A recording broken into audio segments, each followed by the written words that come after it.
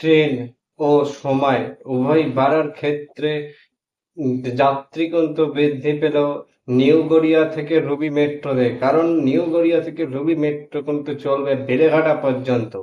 তাহলে চলুন তাহলে বিস্তারিত জানা যাক। আগে ওই রুটে ওখানে 48খানা ট্রেন চলতো সকাল 9টা থেকে বিকেল 5টা পর্যন্ত, তাতে কিন্তু এক প্রকার হতো না।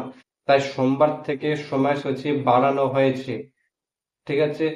তো সময়সূচি বাড়ানোর ফলে বা ট্রেন বাড়ানোর ফলে যাত্রী সংখ্যাও বৃদ্ধি পেয়েছে। তাই জন্য এখন কিন্তু 74টা ট্রেন আপ ও ডাউন মিলিয়ে এখন যদি মানুষের সাড়া পাওয়া যায় তাহলে কিন্তু অবশ্যই বেলেঘাটা পর্যন্ত চলবে মেট্রো।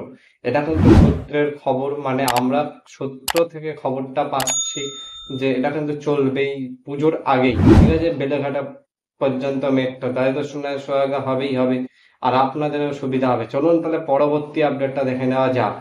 আর সাবস্ক্রাইব, ভিডিওটা লাইক না করে থাকলে অবশ্যই লাইক করে দেবেন, শেয়ার করে দেবেন এবং চ্যানেলটিকে সাবস্ক্রাইব করে দেবেন এরকম ভিডিও সবার আগে পাওয়ার জন্য। যেদিন নিউজ পাবো সেদিন এই ভিডিও আপলোড হবে, ঠিক আছে। তার জন্য সাবস্ক্রাইব করে পাশে বেল আইকন অল করে রাখবেন এরকম ধরনের ভিডিও সবার আগে। স্বাধীনতা দিবসে বড় বদল কলকাতা মেট্রোর সময়সূচিতে, মানে ব্লু লাইনে মেট্রোর সময়সূচিতে কিন্তু রয়েছে তেমন একটা মেট্রো চলবে না।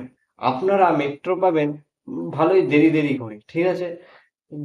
সে আপ ডাউন মিলিয়ে কটি মেট্রো চলবে ভুবনেশ্বর থেকে নিউ গড়িয়া পর্যন্ত, ওখানে মেট্রো চলবে এক একটি দিকে 94টা করে, ঠিক আছে। তাহলে বুঝতে পেরেছেন। আর আজকের ছিল এই আপডেট। চলুন পরবর্তী আপডেট। বিমানবন্দর থেকে নোয়াপাড়া পর্যন্ত কবে হচ্ছে মেট্রো পরিষেবা? মেট্রো কর্তৃপক্ষ সূত্রে খবর যে কিনা এখানে নোয়াপাড়া থেকে বিমানবন্দর বা বিরাটি পর্যন্ত মেট্রো খুব তাড়াতাড়ি চালাবে ইয়েলো লাইন, যেটা আমাদের নোয়াপাড়া থেকে বারাসাত মেট্রো লাইন, ঠিক আছে।